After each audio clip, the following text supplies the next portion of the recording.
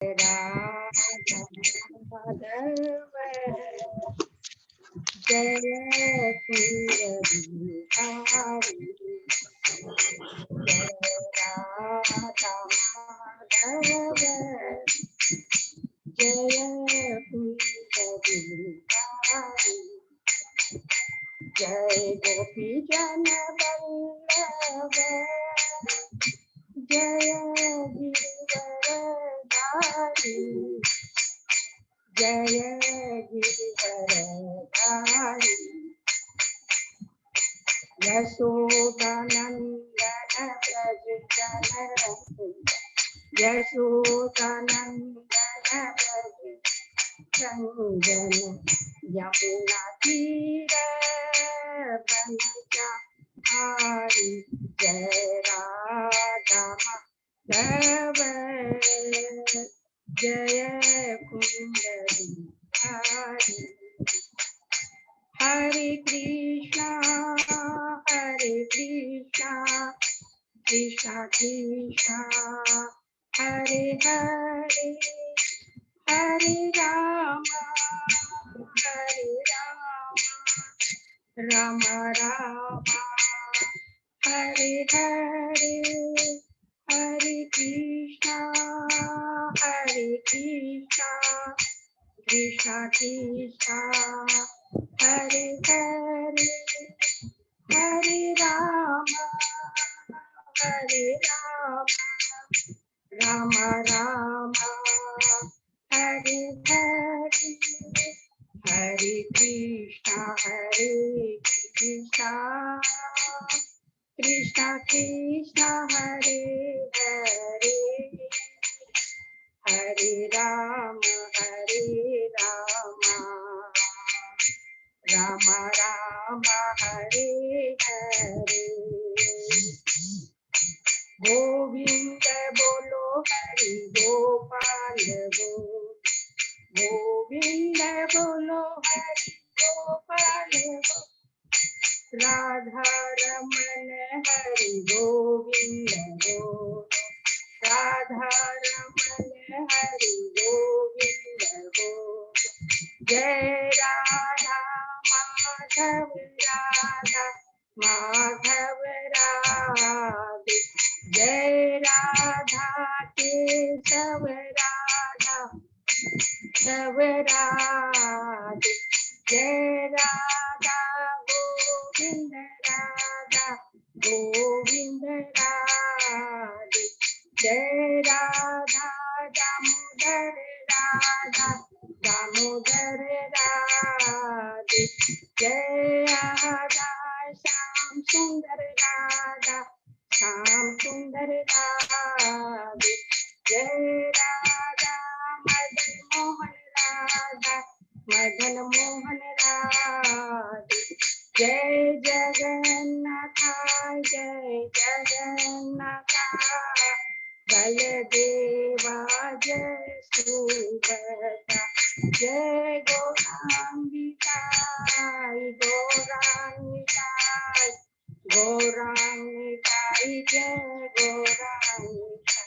जय पंचवट जय पंचवट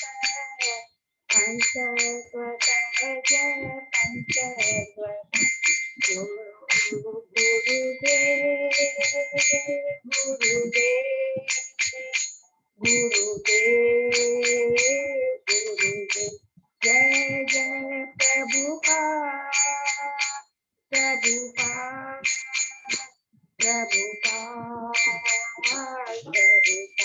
निताई गौर हरि बोल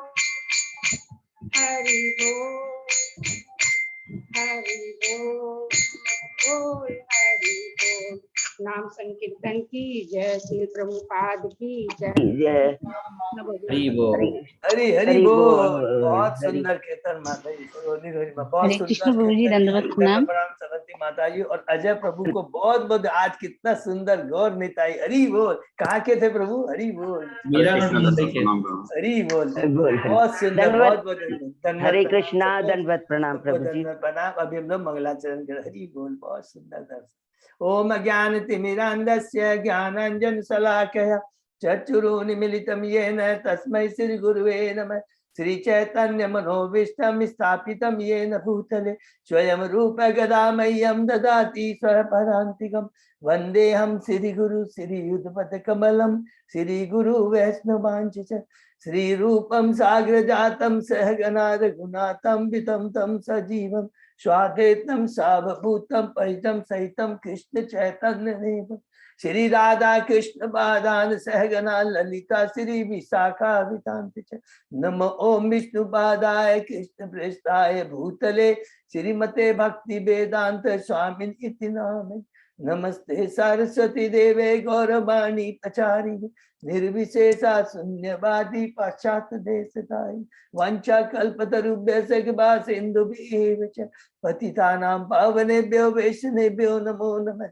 नमो महावदान्याय कृष्ण प्रेम पदाय कृष्णाय कृष्ण चैतन्य नामने गौर हे कृष्ण करुणा सिंधु दीन बंधु जगतपते गोपेश गोपिका कांत राधा कांत नमस्तुते। तप्त कांचन गौरांगी राधे वृंदावनेश्वरी विश्वानुसुते देवी प्रणमामि हरिप्रिये। नीलांचल निवासाय नित्याय परमात्मने बलभद्र सुभद्रायां जगन्नाथाय ते नमः।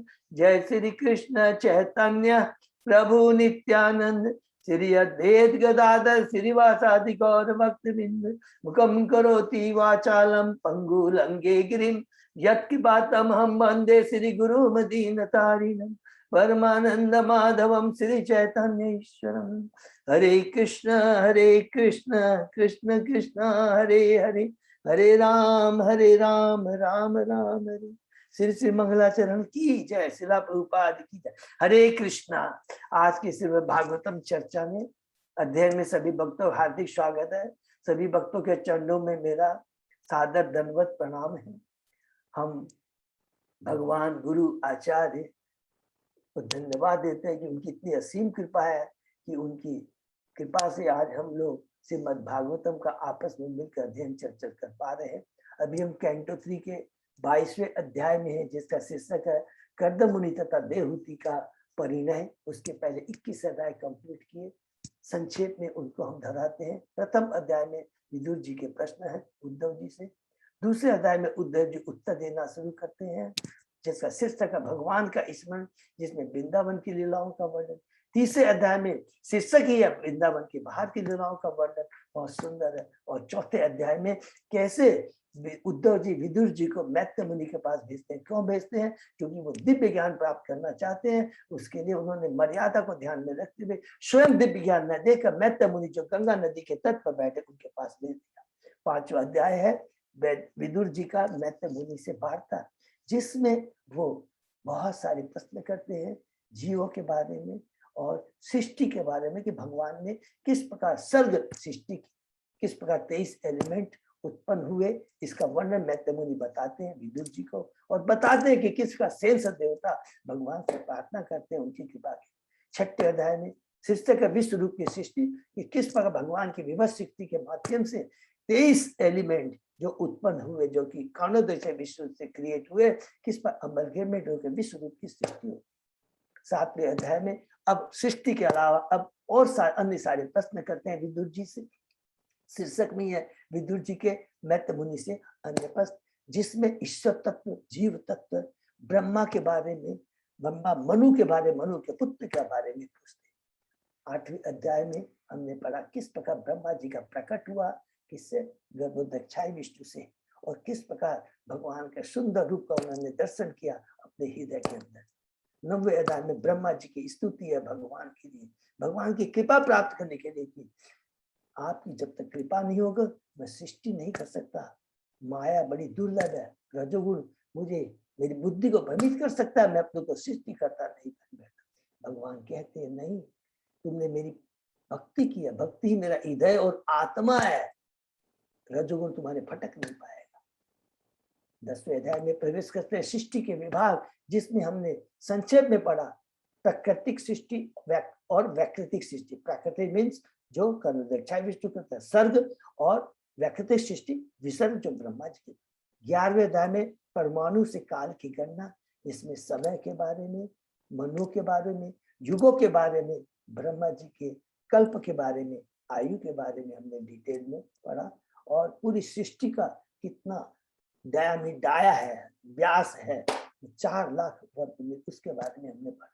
12वें अध्याय में हम प्रवेश करते हैं। यहाँ से शुरू होती है कि ब्रह्मा जी की वास्तविक सृष्टि की किस प्रकार ब्रह्मा जी ने 5 अविद्या, सबको मालूम है ना, तमह मोह महामोह तमिश्रम अंधतमिश्रम, उसके बाद में किस प्रकार ब्रह्मा जी प्रथम चतुष्कुमारों को उत्पन्न किया, फिर रुद्र को, फिर और 10 नए पुत्र उत्पन्न हुए, जिसमें 9 ऋषि हैं और 1 नारद मुनि स्वयं है। और उसके अंत में भगवान ब्रह्मा जी ने किस प्रकार एक कपल को उत्पन्न किया, स्वयं मनु और शतरूपा। 13वें अध्याय में बराह भगवान का वर्णन है, किस प्रकार बराह जो श्वेत बराह, पहले जो स्वयंभू मनु के काल में जो प्रथम मनु है, किस प्रकार श्वेत बराह ने आकर पृथ्वी का उद्धार किया। और उसी अध्याय में हम लोगों ने पढ़ा कि बराह, नील बराह या श्वेत बराह ने किस प्रकार हिरण्यक्ष का कृपा किया या पतन किया।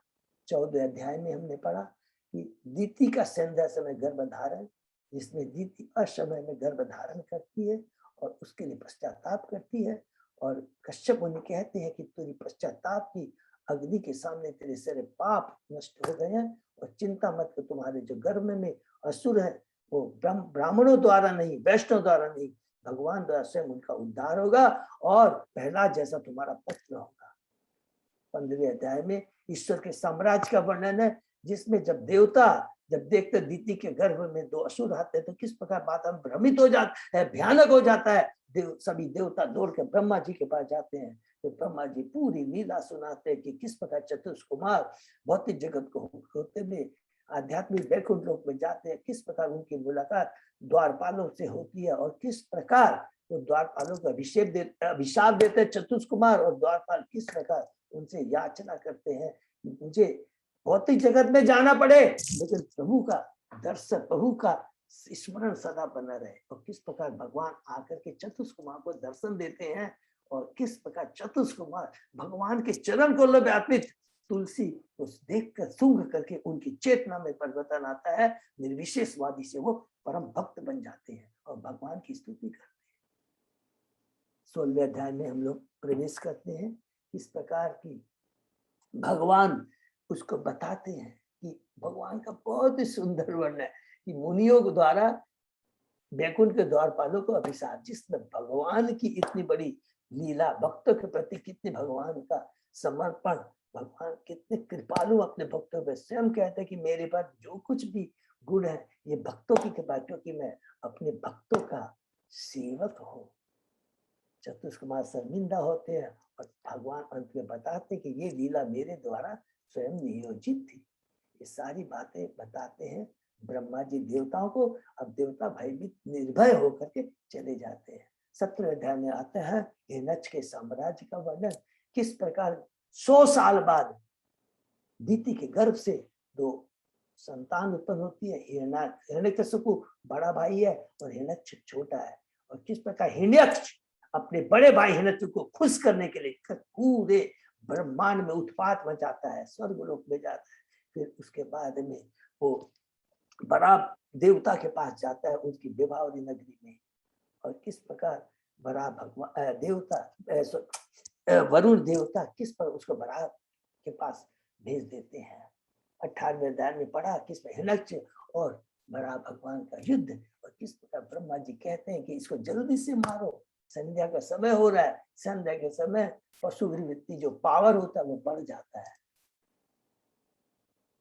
19वें अध्याय में किस प्रकार हिरण्यकशिपु का बड़ा भगवान उद्धार करते हैं, और किस प्रकार ब्रह्मा जी ग्लोरीफाई करते हैं, अरे तू असुर होके भी तेरे पर भगवान की इतनी बड़ी कृपा, भगवान के हाथों तेरा उद्धार हुआ है। बहुत सुंदर वर्णन 20वें अध्याय में आते हैं।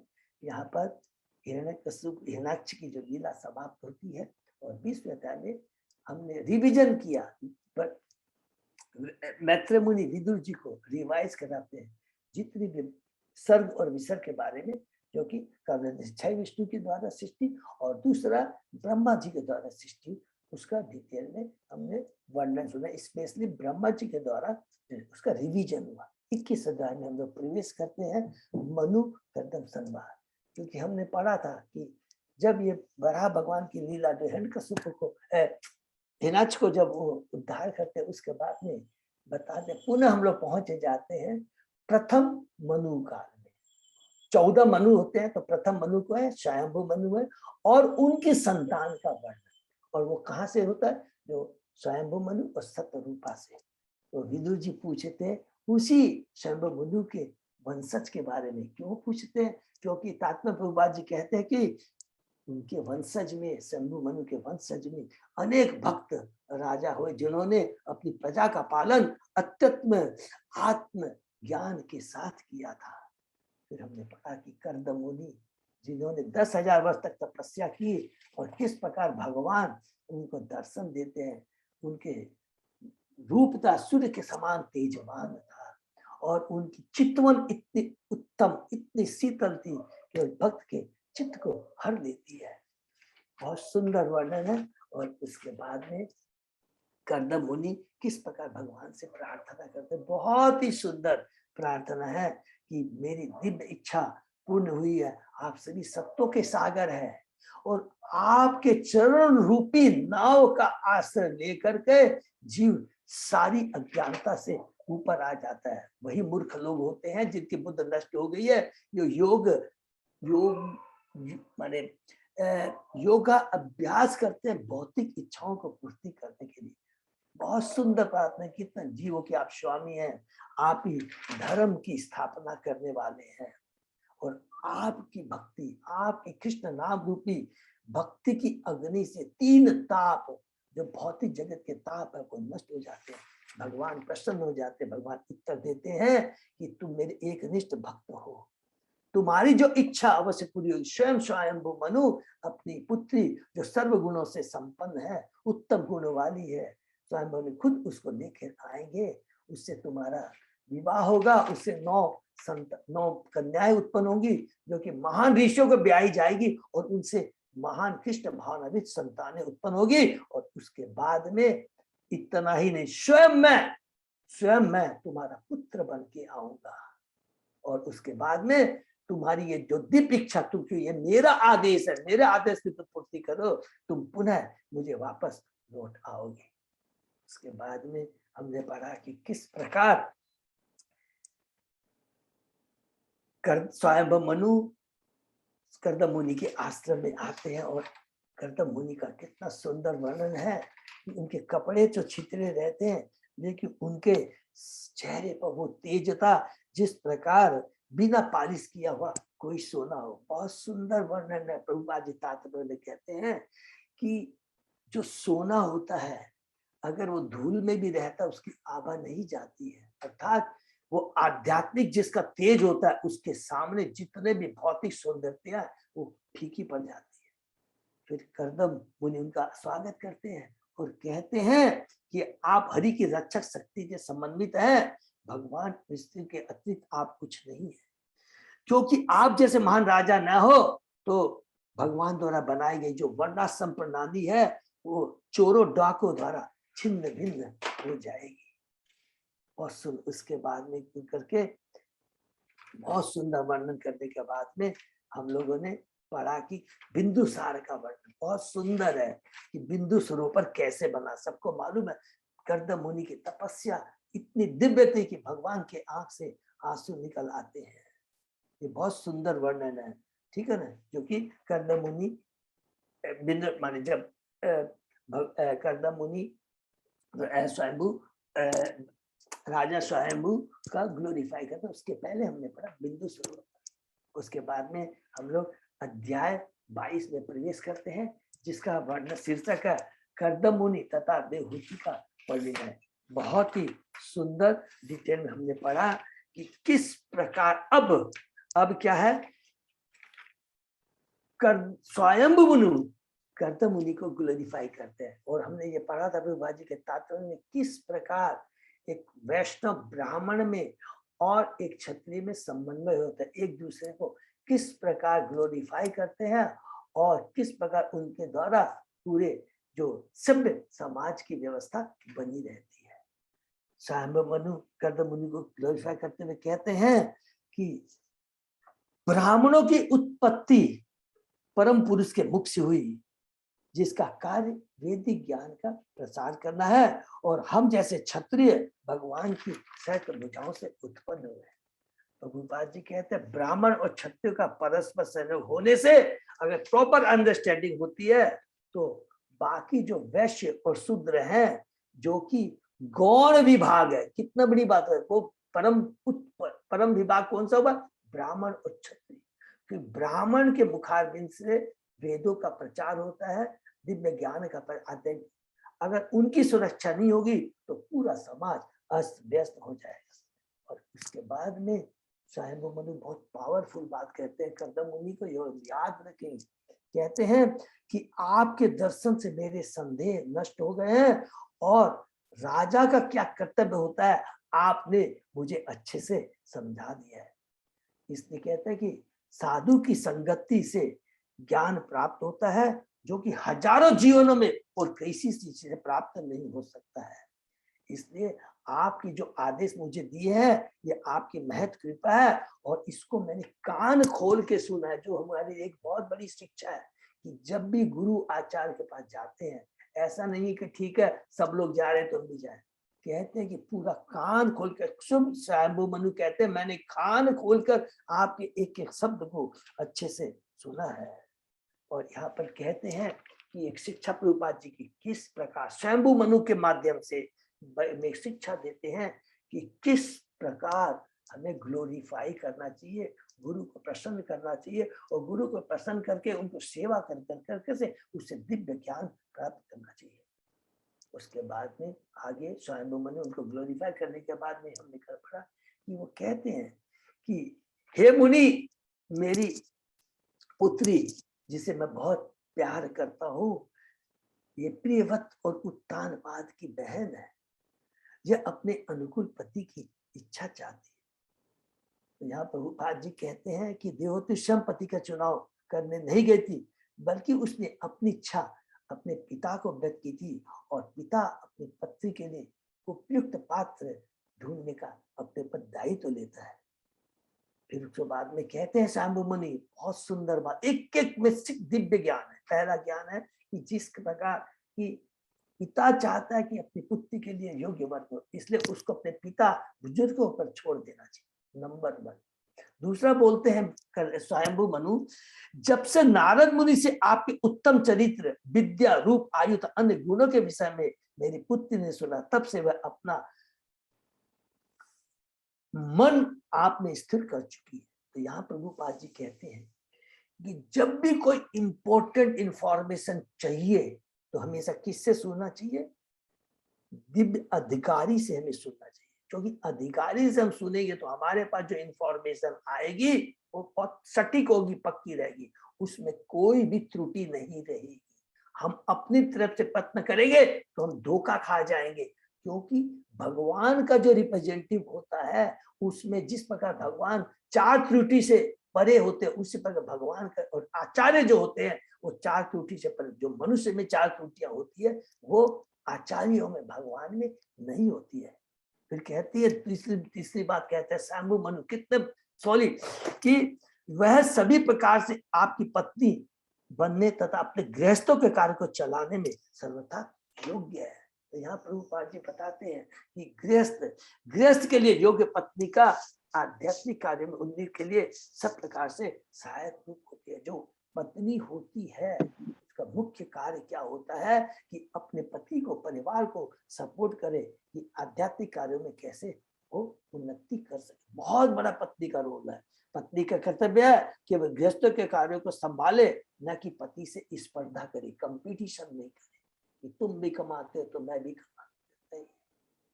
बहुत इंपॉर्टेंट ये प्रभुपाद जी के वर्ड।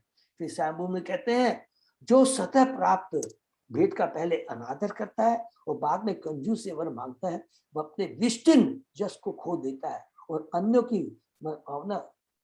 अवमानना से उसका मान भंग होता है। ये बहुत इंपॉर्टेंट है। देखिए कहते हैं प्रभुपाद जी यहाँ पर स्वयंभू मनु के माध्यम से बताते हैं कि जब कोई उचित व्यक्ति आता है, आचार्य गुरु आते हैं, कोई भी आता है, भगवान के रिप्रेजेंट आते हैं, वो जो भी आपको बताते हैं ना, उसको तुरंत एक्सेप्ट कर लेना चाहिए। वो मौका को खोना नहीं चाहिए। अगर एक बार खुद, कई बार होता है, जस्ट मैं फ्रैंकली बात कर रहा हूँ, कई बार होता है कि पति पत्नी एक अच्छा पात्र आता है, लड़की बोलती है नहीं मेरे को रिजेक्ट है, मेरे को नहीं करना है, लड़का बोलता है मेरे को नहीं करता, फिर क्या होता है, उन लड़के लड़की शादियां ही नहीं होती है, घूमते रहते हैं, फिर उनको मजबूरी में आकर करके कंप्रोमाइज करना। ये यहाँ पर बहुत सुंदर बात है। तो जो उचित बात बोलता तुरंत एक्सेप्ट कर लेना चाहिए, इसमें कभी भी गलती नहीं करनी चाहिए। उसके बाद में हमने पढ़ा कि कर्दम मुनि कहते हैं ऐसा कौन है। अब कर्दम मुनि कह रहे हैं, देखिए स्वयं मुनि को कितनी, कर्दम मुनि समझदार है, तो परम से वो क्या कहते हैं कि ऐसा कौन है जो स्त्रियों के शिरोमणि स्वयं मुनि की पुत्री और उत्तानपाद की बहन का आदर नहीं करेगा। अतः इस कुमारी को मैं अब पत्नी के रूप में स्वीकार करूंगा, किंतु जब वह गर्भ धारण करेगी तो परम सिद्ध पुरुषों के समान भक्ति योग को स्वीकार करूंगा। मैं फिर मैं भक्ति योग को स्वीकार करूंगा। इस विधि से भगवान क्या लिखे हैं, स्वयं कर्दम मुनि कहते हैं इस विधि को भगवान ने, विष्णु ने स्वयं बताया है। बहुत तो प्रभुपाद जी यहाँ पर 2-3 इंपॉर्टेंट शिक्षाएं बोलते हैं। गृहस्थ जीवन का उद्देश्य उत्तम कृष्ण भावनाविद संतान उत्पन्न करने के लिए होना चाहिए, न कि कुत्ता बिल्लियों जैसी जो सामाजिक व्यवस्था को अस्त व्यस्त कर दे। माता पिता का कर्तव्य है कि अपनी संतान को कृष्ण भक्ति की शिक्षा दे, जिससे उसे इस दुखी संसार में फिर से ना आना पड़े और दूसरों को कृष्ण भावनाविद का प्रचार करके उन्हें जीवन के परम लक्ष्य को प्राप्त करने में सहायता प्रदान करे। 100 वर्ष पूर्व स्वयं भक्ति सिद्धांत सरस्वती ठाकुर, भक्ति विनोद ठाकुर ने भगवान से याचना की थी एक उत्तम संतान के लिए। कौन है वो? भक्ति सिद्धांत सरस्वती ठाकुर। आज उनकी कृपा से प्रभुपाद जी कहते हैं कि पूरे विश्व में कृष्ण भावनामृत का प्रचार हो रहा है और चेतन महाप्रभु की वाणी का वो साकार कर रहे हैं। बहुत यहाँ तक हमने पढ़ा और उसके आगे आगे पढ़ते। ओम नमो भगवते वासुदेवाय, ओम नमो भगवते वासुदेवाय, ओम नमो भगवते वासुदेवाय। नारायण नमस्कृत्य नरं चैव नरोत्तमं देवी सरस्वती व्यासं ततो जयमुदीरये। नष्टप्रायेषु अभद्रेषु नित्यं भागवत सेवया भगवती उत्तम श्लोके भक्ति भवति नैष्ठिकी। आराधयो भगवान ब्रजेश तनय ततधाम वृंदावनम रमया काचित उपासना वृद्धु वर्गेण्य कल्पिता।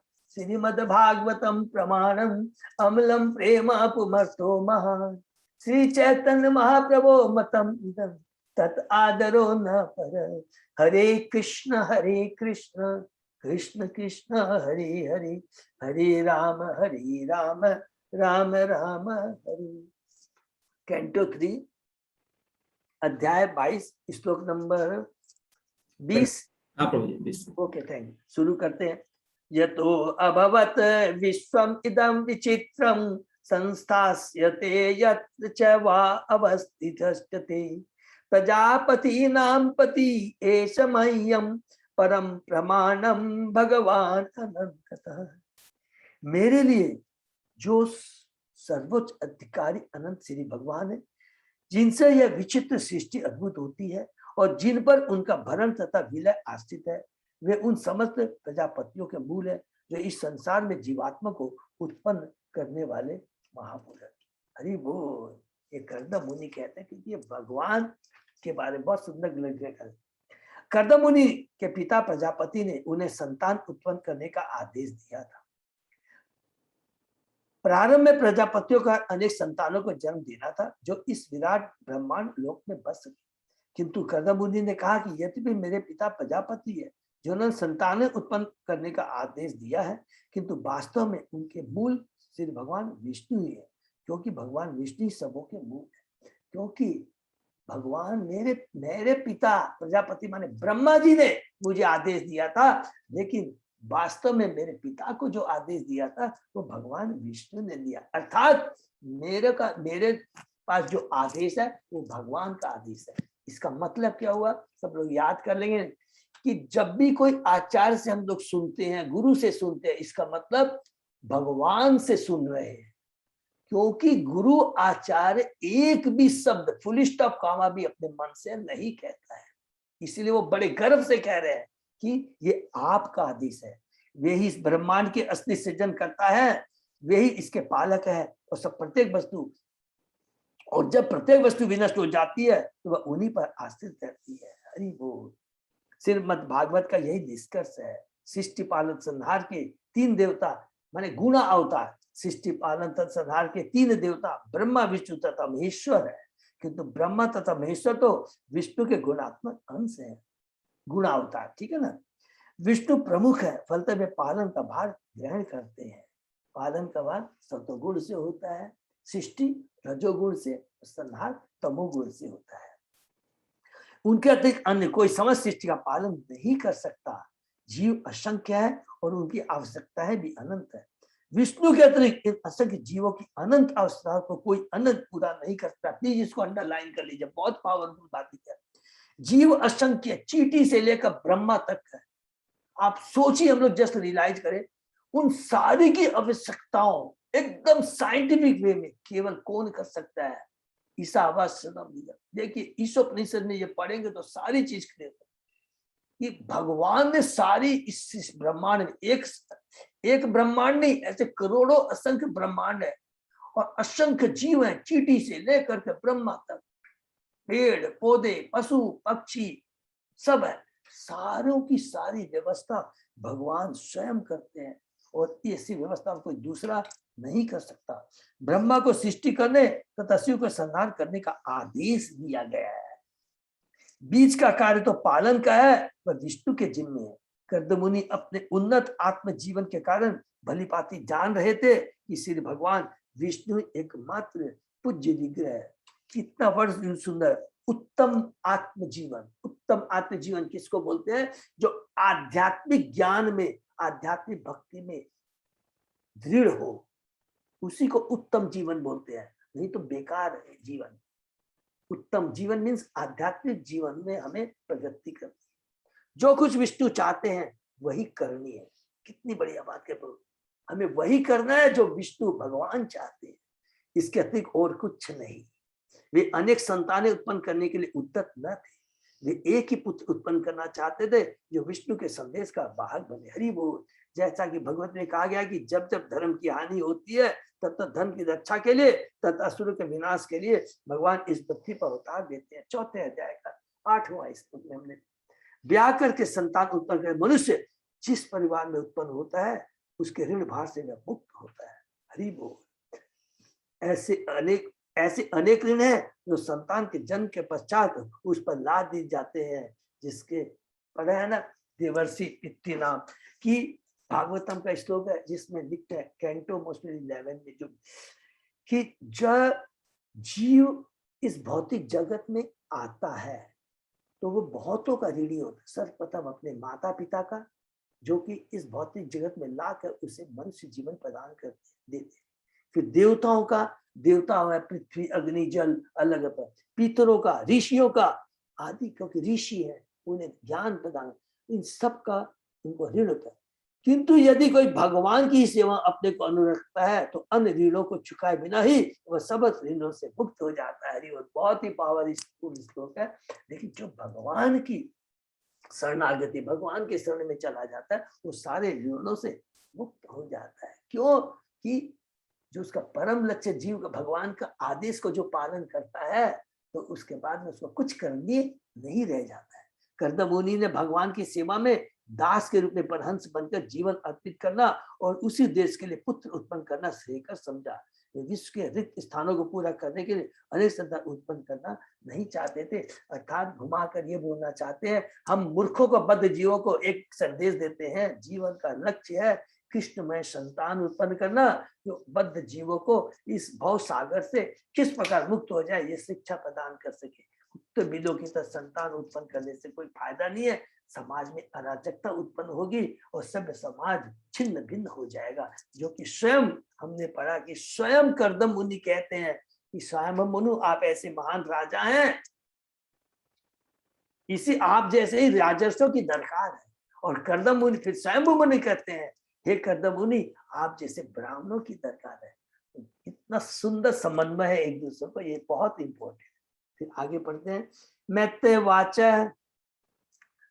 स उग्र धनवन यत एव आवभासे आसीत च सिरणिम अरविंद नामम धियो उपगृहणन स्मित शोभितेन मुखेन चेतो लुलुभे देवहूत्या। श्री मैत्रेय ने कहा, हे योद्धा विदुर, कर्दम मुनि ने केवल इतना ही नहीं कहा और कमलनाथ पूज्य भगवान विष्णु का चिंतन करते हुए मौन हो गए। वे उसी मौन में हंस पड़े जिससे उनके मुखमंडल पर देवती आकृष्ट हो गई। वह मुनि का ध्यान करने लगी। हरि बोल।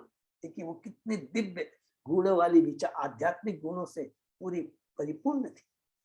ऐसा प्रतीत होकर कर्दम मुनि मौन होते ही कृष्ण भावना नित्य खो हो गए और भगवान विष्णु का चिंतन करने लगे। कृष्ण भावना भक्ति की यही विधि है। शुद्ध भक्त श्री कृष्ण के चिंतन में इतने लीन हो जाते हैं कि उन्हें और कोई दूसरा कार्य ही नहीं रह जाता। भले ही ऊपर से वे कुछ करते दिखे, किंतु वे मन में निरंतर कृष्ण का चिंतन करते हैं। ऐसे कृष्ण भक्त की हंसी इतनी आकर्षक होती है कि वह अपनी हंसी से न जाने कितने प्रसंग को शिष्यों अनुयायियों के हृदय को जीत लेता है। उनकी जो कि भगवान की हमने पढ़ा था कि भगवान की जो चितवन हंसी से कर्दम मुनि आकर्षित हो गए जब भगवान उनको दर्शन देते, हमने सुना था। और वही तेज, आध्यात्मिक तेज भगवान के भक्तों में होता है। नंबर 1। नंबर 2, कृष्ण जो भावना भावित व्यक्ति होता है, सवदेव कृष्णमय होता है।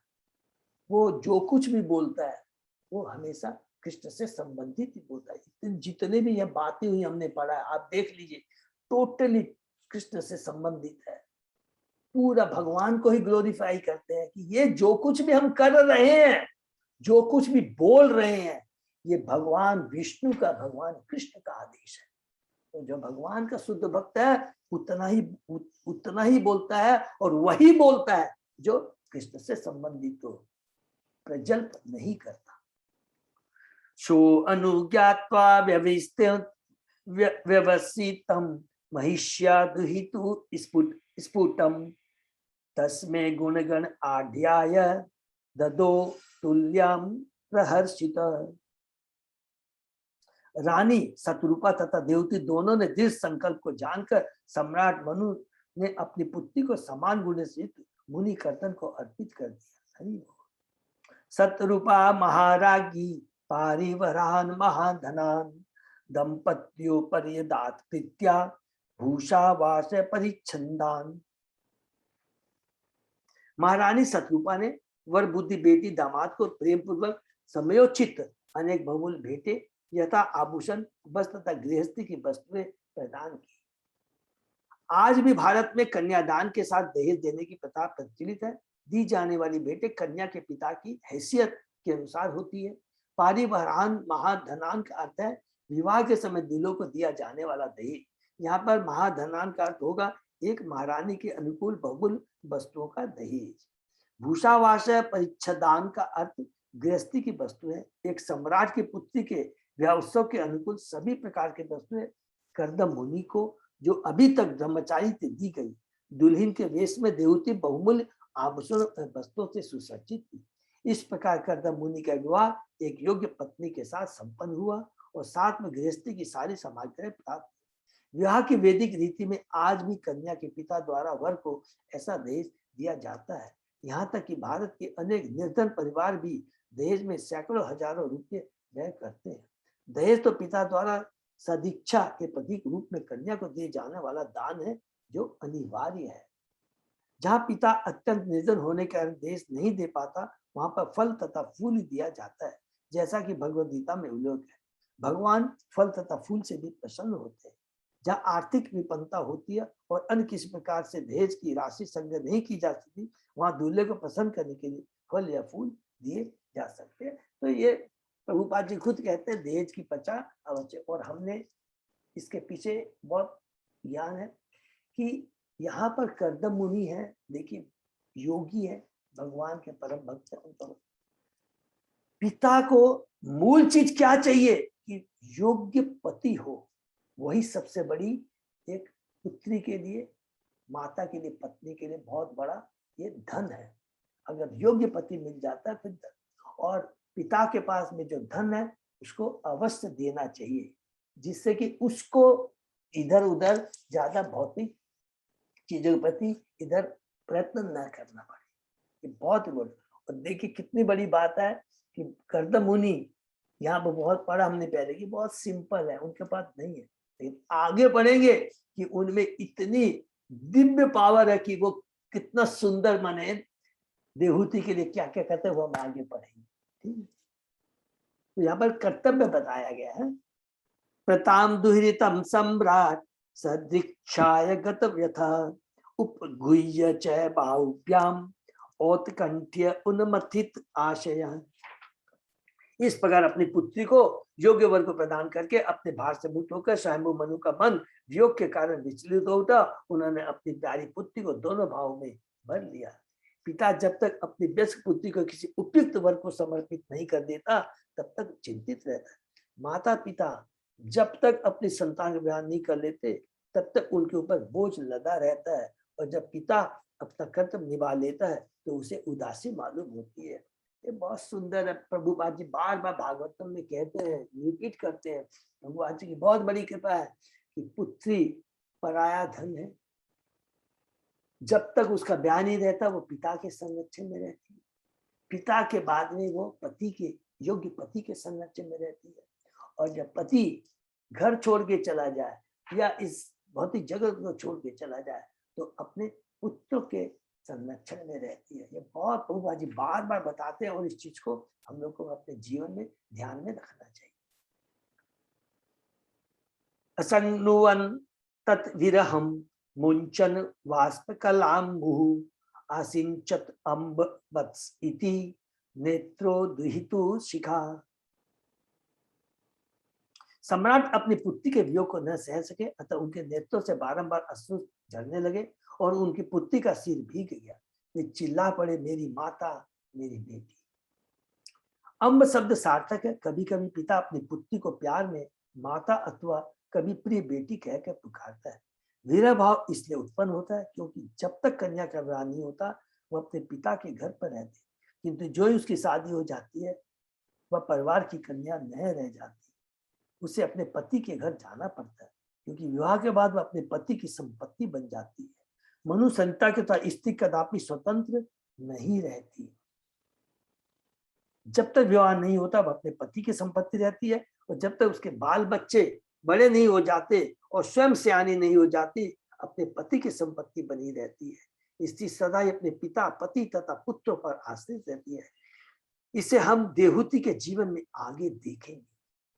देहूति के पिता ने अपना उत्तरदायित्व उसके पति कर्दम मुनि को सौंप दिया, और उसी तरह कर्दम मुनि अपने पुत्र कपिदेव को सौंप कर गृह त्याग चले गए। ये देखिए हम लोग ये जो पढ़ रहे हैं 21-22 ये अध्याय 110% एक कृष्ण भावनाविद गृहस्थ के लिए एक बहुत बड़ी शिक्षा ज्ञान है।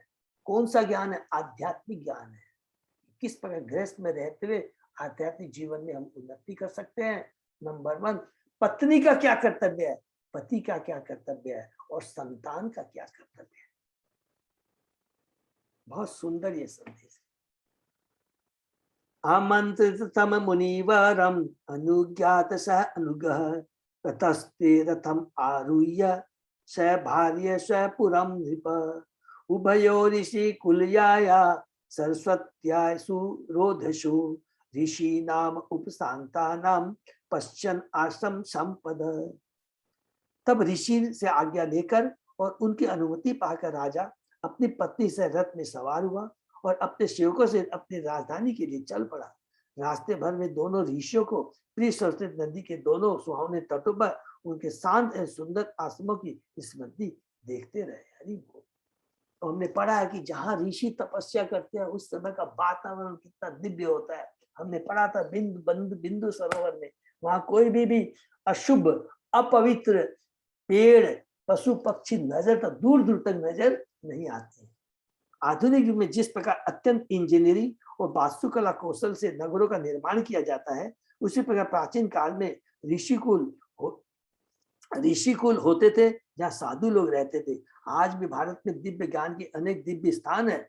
अनेक ऋषि तथा साधु पुरुष आत्म अनुशीलन के लिए गंगा तथा जमुना के तट पर सुंदर कुटियों में रहते हैं।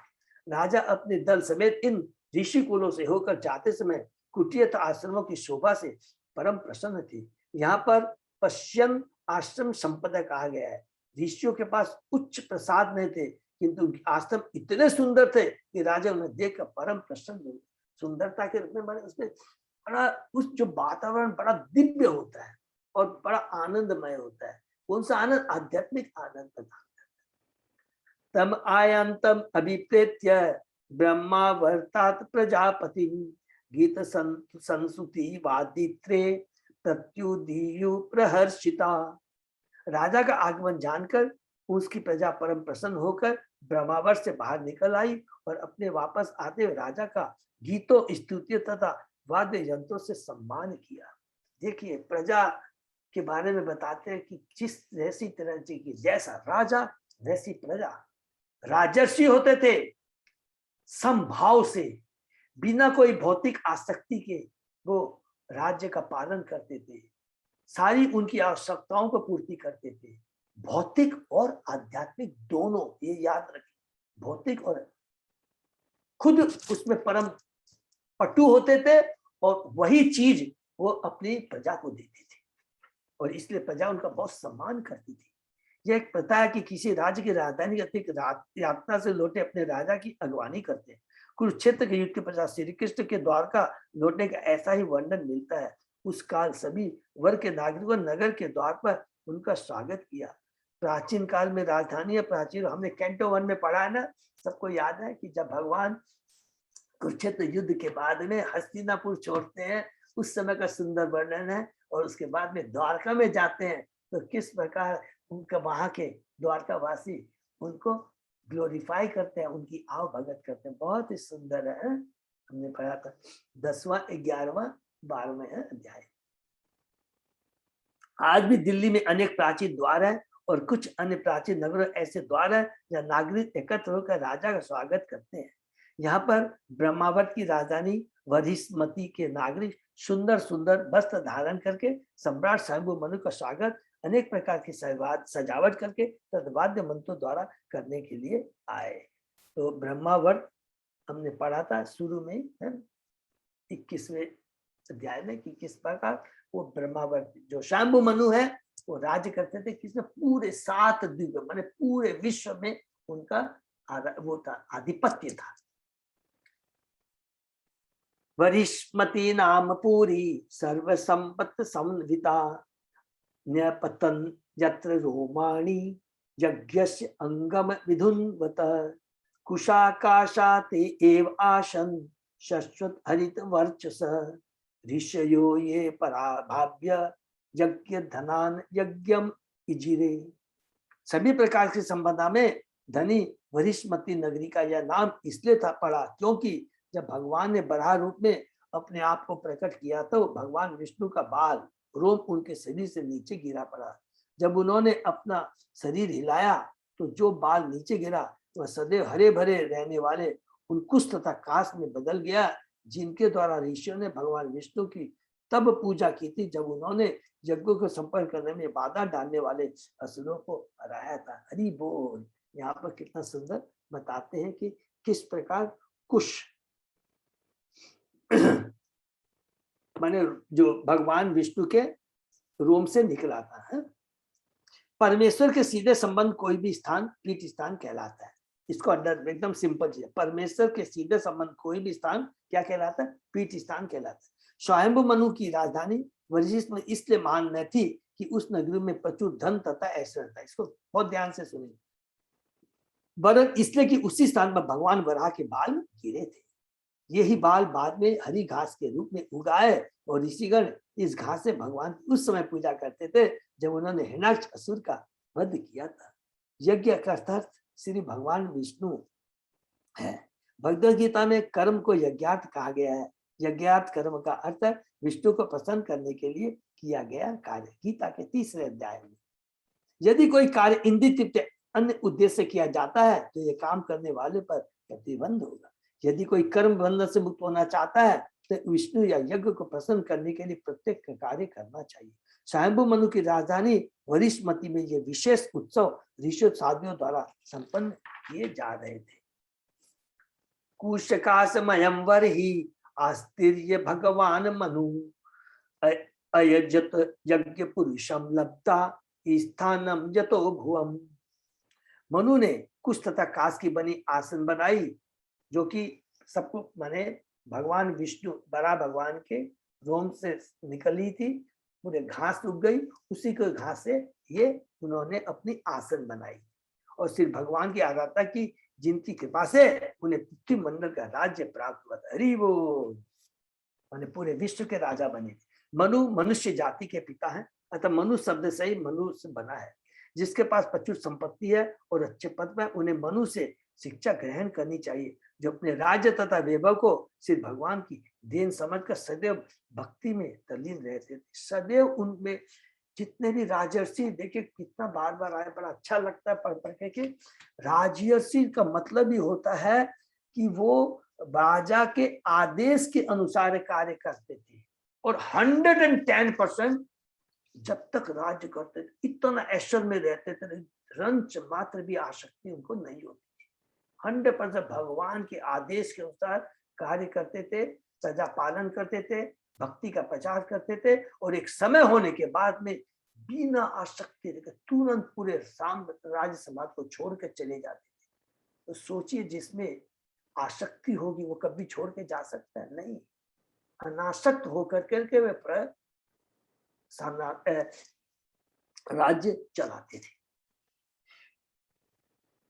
इसी प्रकार से मनु की संतान मनुष्य को चाहिए कि उच्च पदोपासीन होते हुए समस्त ऐश्वर्य को सिर्फ भगवान द्वारा प्रदत्त माने। यह माने कि यह भगवान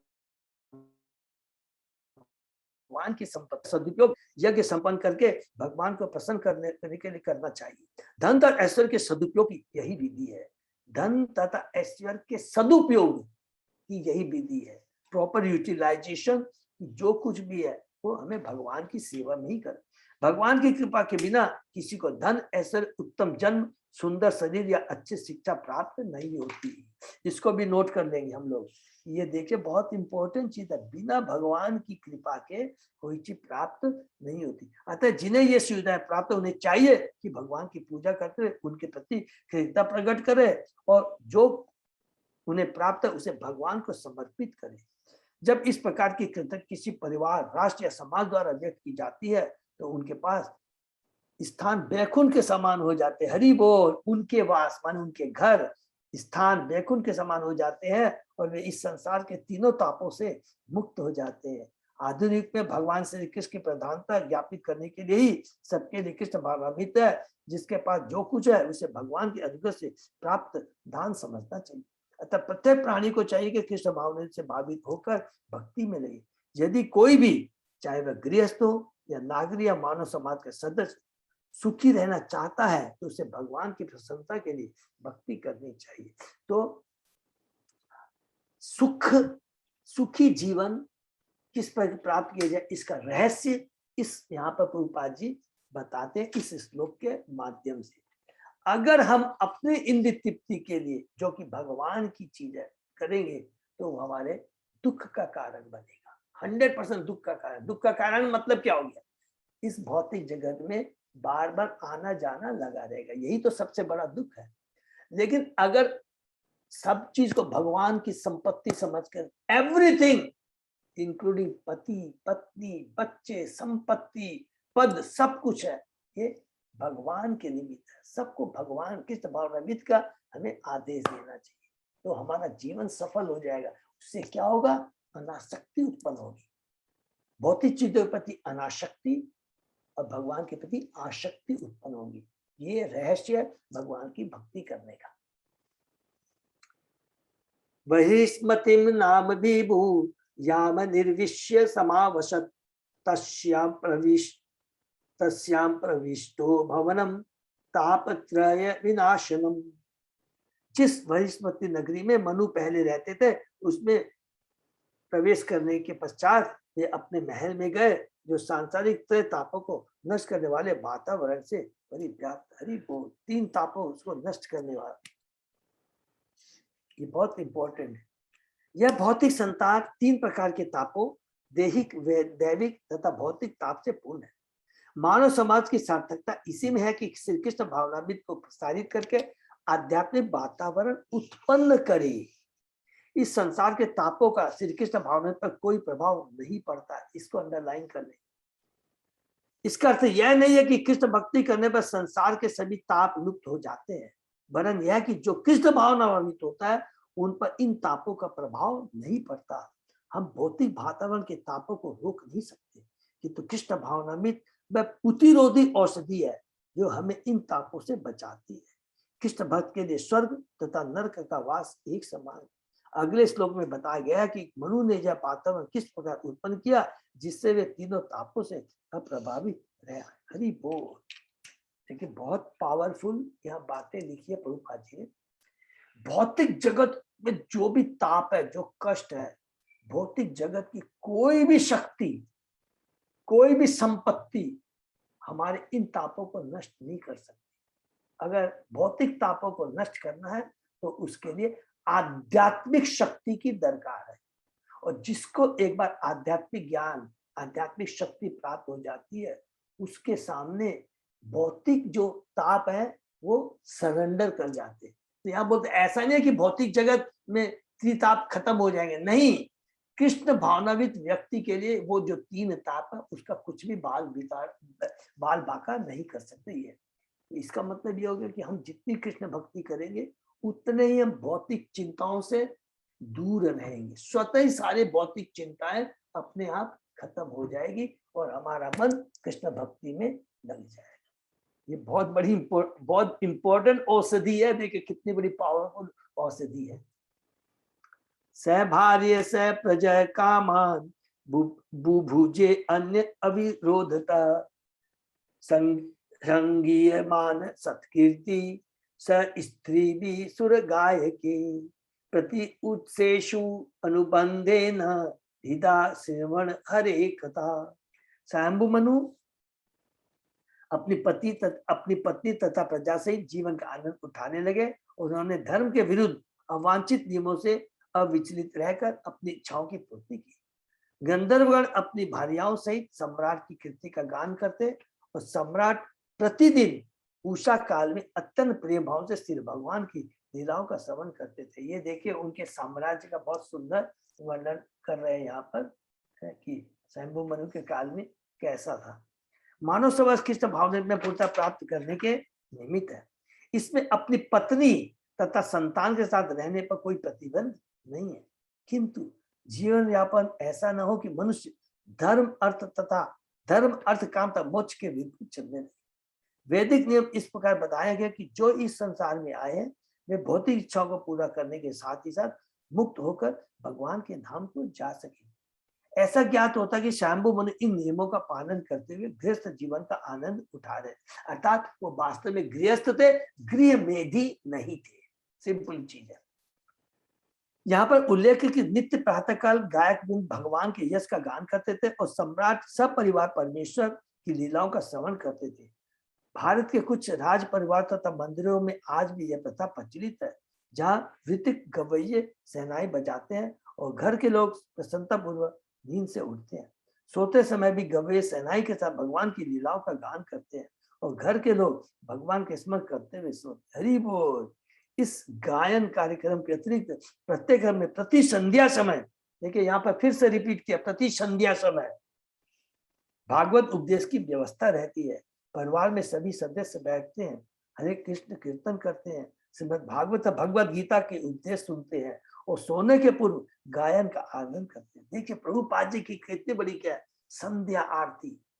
जैसे संध्या हम लोग ने पढ़ा था 14वें अध्याय में हमने पढ़ा, फिर से हम रिपीट करेंगे। संध्या समय बहुत ही नाजुक होता है, इन द सेंस उस समय तामसी जो असुर प्रवृत्ति है वो बहुत पावरफुल हो जाती है। और उससे बचने के लिए, उसका दमन करने के लिए संध्या समय संध्या आरती, कीर्तन, भजन, घर की शुद्धि, धूप बत्ती जलाना चाहिए। तो असुर एलिमेंट वहां पर फड़क, जैसे कहा था ना भगवान ने कि हे विष्णु, हे ब्रह्मा, तुमने मेरी तपस्या की है, इसलिए रजोगुण तुम्हारे फटक तक नहीं पाएगा। वही चीज है, जहां भक्ति होगी वहां पर शिव भगवान जो अपने असुरों को लेकर चलते हैं, वहां पर प्रणाम करके चले जाएंगे वहां पर, और कुछ नहीं करेंगे। इस संकीर्तन से उत्पन्न वातावरण उनके मस्तिष्क में बना रहता है, और स्वप्न भी ऐसा ही आनंद, देखिए क्या लिखते हैं, और स्वप्न में भी ऐसा ही आनंद लूटते हैं। इस प्रकार से कृष्ण भावनामृत में सिद्धि प्राप्त की जा सकती है। यह प्रथा अत्यंत प्राचीन है, जैसा कि भागवत के इस श्लोक में ज्ञात होता है। लाखों वर्ष पूर्व स्वयंभू मनु ने गृहस्थ जीवन में शांति कृष्ण भावनामृत के वातावरण में रहने के लिए इस अवसर का लाभ उठाया। हरि बोल। जहां तक मंदिरों का प्रश्न है, प्रत्येक राजमहल में या धनी के घर में निश्चित एक सुंदर मंदिर रहता है, जब परिवार के सभी प्राणी प्रातःकाल जाकर मंगला रात्रि का उत्सव देखते हैं। यह उत्सव प्रथम प्रातःकालीन पूजा होती है। आरात्रि का उत्सव में देवताओं के समक्ष आरती की जाती है, शंख बजाए जाते हैं और पुष्प अर्पित करके पंखा झला जाता है। ऐसा माना जाता है कि भगवान भोर होते जगकर कुछ नाश्ता करते हैं और भक्तों को दर्शन देते हैं। तब भक्तगण अपने अपने घर चले जाते हैं अथवा मंदिर में ही भगवान के गुणों का गायन करते रहते हैं। अब भी भारतीय मंदिरों तथा महलों में प्रातःकाल का उत्सव संपन्न होता है। मंदिर सामान्य लोगों के एकत्र होने के स्थान होते हैं।